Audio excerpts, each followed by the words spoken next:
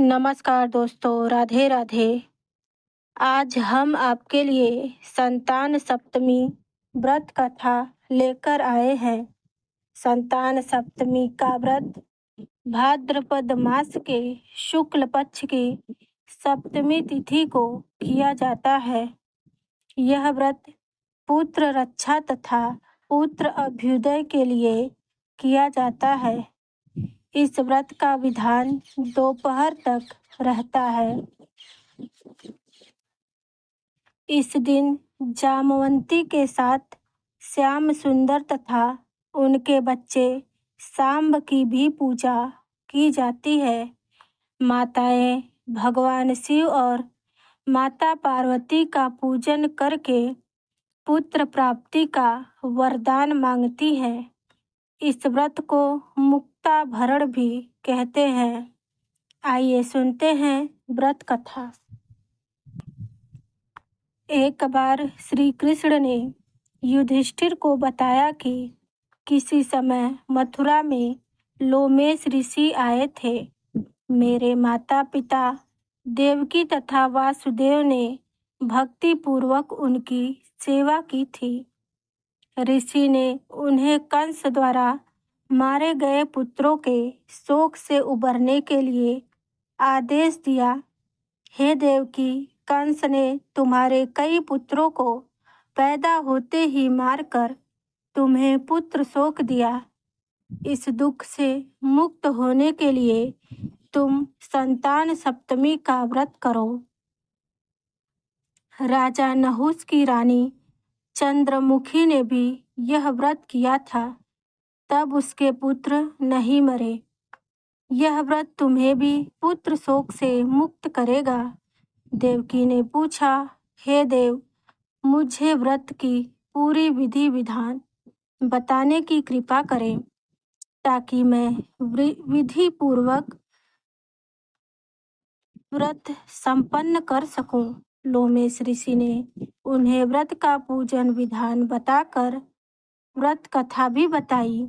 नहुस अयोध्या का प्रतापी राजा था। उसकी पत्नी का नाम चंद्रमुखी था। उसके राज्य में ही विष्णुदत्त नाम का एक ब्राह्मण रहता था। उसकी पत्नी का नाम रूपवती था। रानी चंद्रमुखी तथा रूपवती में परस्पर घनिष्ठ प्रेम था। एक दिन वे दोनों सरयू नदी में स्नान करने गई हुई थी। वहां अन्य स्त्रियां भी स्नान कर रही थीं। उन स्त्रियों ने वहीं पार्वती शिव की प्रतिमा बनाकर विधि पूर्वक उनका पूजन किया। तब रानी चंद्रमुखी और रूपवती ने उन स्त्रियों से पूजन का नाम तथा विधि पूछी। उन स्त्रियों ने बताया कि हमने पार्वती सहित शिव जी की पूजा की है। भगवान शिव का डोरा बांधकर हमने संकल्प किया है, जब तक जीवित रहेंगे तब तक यह व्रत करती रहेंगी। यह मुक्ता भरण व्रत सुख तथा संतान देने वाला है। उस व्रत को सुनकर उन दोनों सखियों ने भी जीवन पर्यंत इस व्रत के करने का संकल्प किया और शिव जी के नाम का डोरा बांध लिया। किंतु घर पहुंचने पर वे संकल्प को भूल गई। फलतः मृत्यु के बाद रानी वानरी तथा ब्राह्मणी मुर्गी योनि में पैदा हुई। कालांतर में दोनों पशु योनि छोड़कर फिर पुनः मनुष्य योनि में आई। चंद्रमुखी मथुरा के राजा पृथ्वीनाथ की रानी बनी तथा रूपवती ने एक बार फिर एक ब्राह्मण के घर में जन्म लिया। इस जन्म में रानी का नाम ईश्वरी तथा ब्राह्मणी का नाम भूषणा था। भूषणा का विवाह राज पुरोहित तथा अग्निमुखी के साथ हुआ। इस जन्म में भी उन दोनों में बड़ा ही प्रेम हो गया था। व्रत भूलने के कारण रानी इस जन्म में भी संतान सुख से वंचित रही। प्रौढ़ावस्था में उसने एक गूंगा तथा बहरा पुत्र को जन्म दिया, मगर वह भी 9 वर्ष का होकर मर गया। भूषणा ने उस व्रत को याद रखा था, इसलिए उसके गर्भ से सुंदर तथा स्वस्थ 8 पुत्रों ने जन्म लिया। रानी ईश्वरी के पुत्र शोक की संवेदना के लिए एक दिन भूषणा उससे मिलने गई। उसे देखते ही रानी के मन में डाह पैदा हुई। उसने भूषणा को विदा करके उसके पुत्रों को भोजन के लिए बुलाया और भोजन में विष मिला दिया, परंतु भूषणा के व्रत के प्रभाव से उनका बाल भी बाका न हुआ।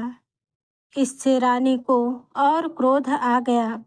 उसने अपने नौकरों को आज्ञा दी कि भूषणा के पुत्रों को पूजा के बहाने यमुना के किनारे ले जाकर गहरे जल में ढकेल दिया जाए।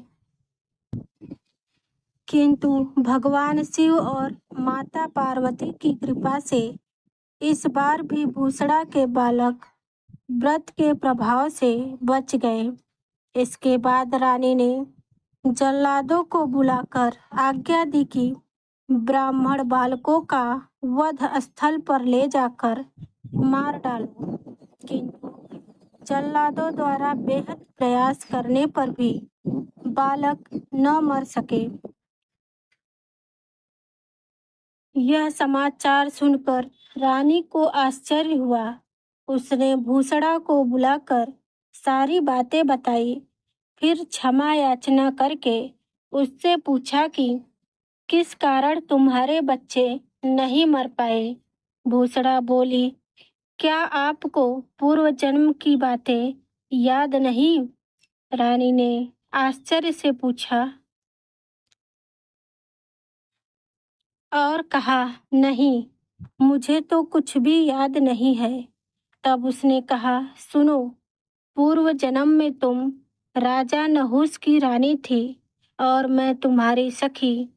हम दोनों ने एक बार भगवान शिव का डोरा बांधकर संकल्प किया था कि जीवन पर्यंत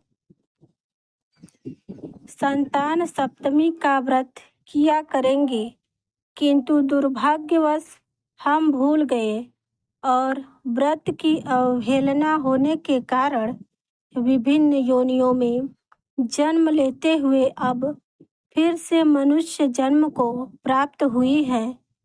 अब मुझे उस व्रत की याद हो आई थी, इसलिए मैंने यह व्रत किया। उसी के प्रभाव से आप मेरे पुत्रों को चाह कर भी न मरवा सकी। यह सब सुनकर रानी ईश्वरी ने भी विधि पूर्वक संतान सुख देने वाला यह मुक्ता भरण व्रत रखा। तब व्रत के प्रभाव से रानी पुनः गर्भवती हुई और एक सुंदर पुत्र को जन्म दिया। उसी समय से पुत्र प्राप्ति और संतान की रक्षा के लिए यह व्रत प्रचलित है। बोलो हर हर महादेव।